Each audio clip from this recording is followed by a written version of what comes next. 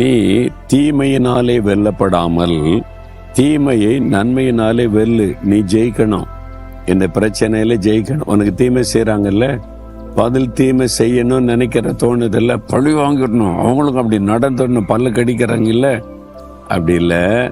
நீ அவளை நன்மை செய்து அதை ஜெயிக்கணும். தீமை செய்த மக்களுக்கு நன்மை செய்யறதா, அதுதான் இயேசு கற்றுக் கொடுத்த ஒரு காரியம்.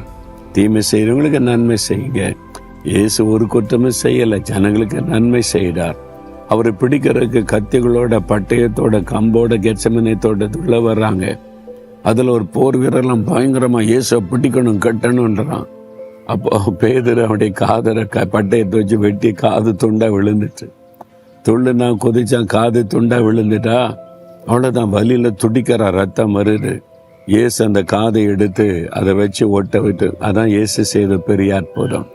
காதை ஒட்ட வச்சுட்டாரு, ரத்தெல்லாம் நின்றுட்டு, காயம் போயிட்டு, இழந்து போன காது திரும்ப வந்துட்டு, அவருக்கு தீமை செய்ய வந்தேன், அவர் எனக்கு நன்மை செய்துட்டார்.